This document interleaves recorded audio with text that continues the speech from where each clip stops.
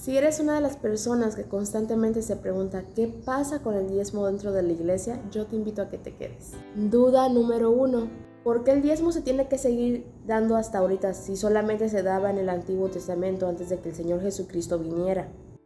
Antes de la venida de nuestro Señor Jesucristo existía efectivamente un año que le llamaban el año del diezmo, en el cual tenían que sacar la 10ª parte de lo que cosechaban, de todo su ganado.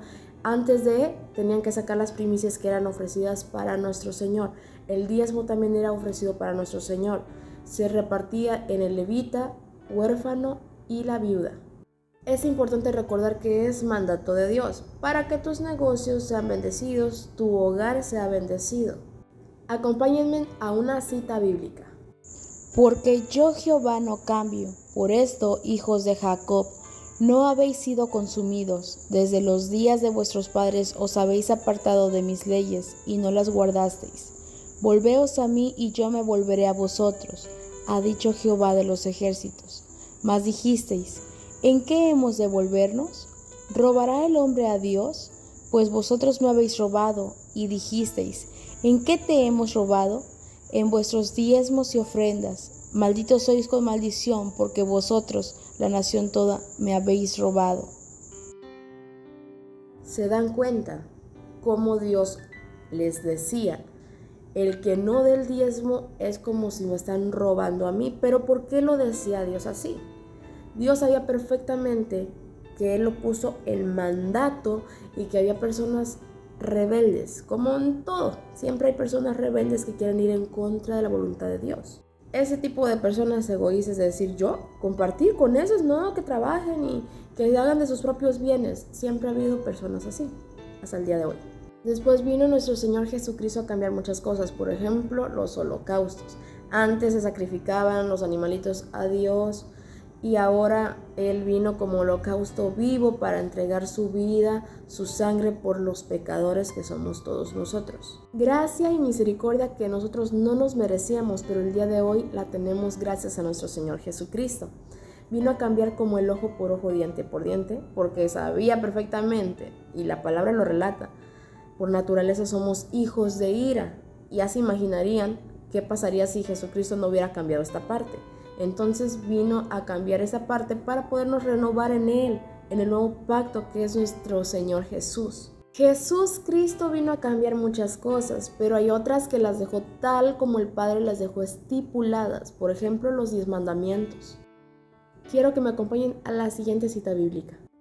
Estando Jesús sentado delante del arca de la ofrenda, miraba cómo el pueblo echaba dinero en el arca, y muchos ricos echaban mucho. Y vino una viuda pobre, y echó 2 blancas, o sea, un cuadrante.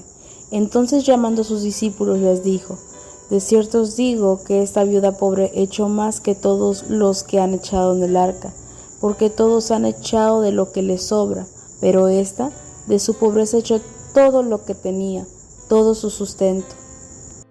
Si se dan cuenta, aquí el Señor Jesucristo quiere decirles, denlo de corazón, que les nazca y no se critiquen unos a otros, porque Él sabía perfectamente lo que ellos pensaban. Y unos se creían mucho porque daban mucho dinero en las ofrendas y menospreciaban a los que daban menos. Oye, pero sigo en las mismas. ¿Cómo vino a cambiar el diezmo a la actualidad? Antes era de gran valor más que la moneda todavía, las cosechas, los ganados que tenían. Ahora en la actualidad vino a ser más importante pues la moneda. ¿Por qué? Porque pues ya tenemos que trabajar para solventar nuestras necesidades básicas. Por lo regular todos somos empleados, ganamos dinero y de ahí compramos lo que necesitamos. Que sigue lo mismo. Antes se sacaba la 10ª parte de cosechas, de los ganados, y ahora como tú estás ganando económicamente, ya en moneda, sacas también la 10ª parte, pero no se ha cambiado nada en ofrecerse al Señor. Como tú puedes bendecir al levita, puedes bendecir a la viuda, puedes bendecir al huérfano con ese diezmo.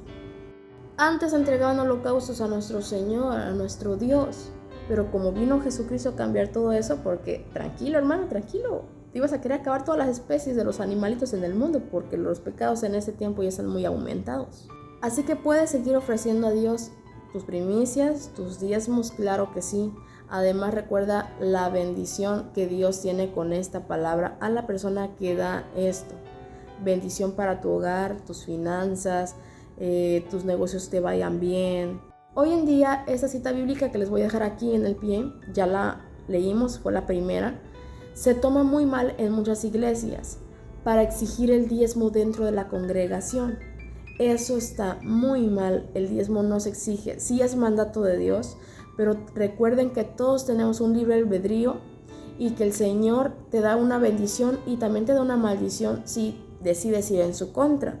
Entonces, fuera de que sea un mandato de Dios, también debe ser una decisión, una elección de nosotros para que nuestra casa sea bendecida. Y hermanos, hablando porque yo soy de la iglesia Pentecostés, sí, hay muchas iglesias, muchos pastores que de verdad han difamado mucho la iglesia en cuestiones como este tipo de cosas, que dentro de su congregación hay gente pobre y se ponen a exigir el diezmo. Entonces sí es mal visto esto y no estoy a favor, estoy en contra. ¿Por qué?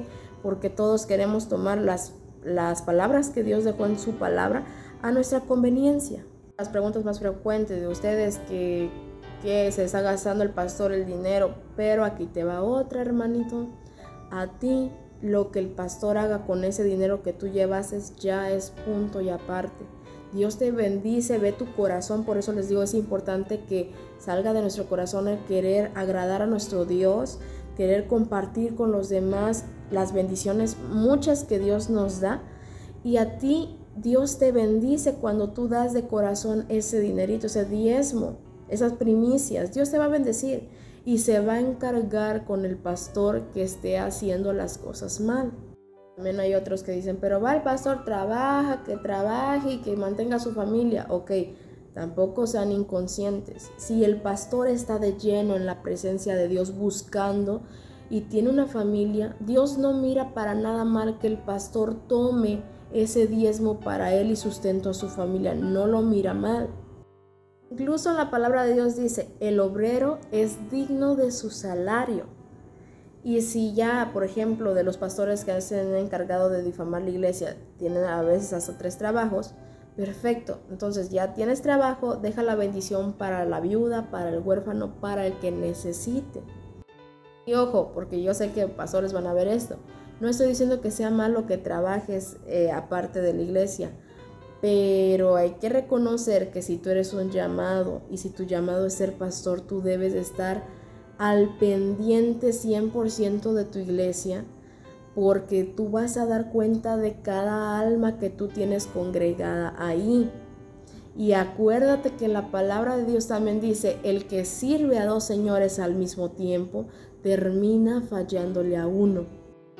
Entonces, ¿se tiene que dar el diezmo? Sí, se tiene que dar el diezmo. ¿Se puede exigir el diezmo? No se tiene que exigir el diezmo. ¿Te debe de importar si el pastor se gasta o no el dinero? No, porque como te vuelvo a repetir, hermano, esto es cuentas del pastor con Dios y cuentas tuyas con Dios de que si estás cumpliendo lo que Dios dejó en su palabra. Y si no quieres cumplir, también es tu elección si quieres bendición para tu casa o no la quieres. Así que, amados, esto es lo que yo les quería compartir sobre el diezmo. Espero que les haya quedado claro y si no, háganme comentarios. Yo les voy a estar tratando de responder cada uno de ellos. Que Dios les bendiga.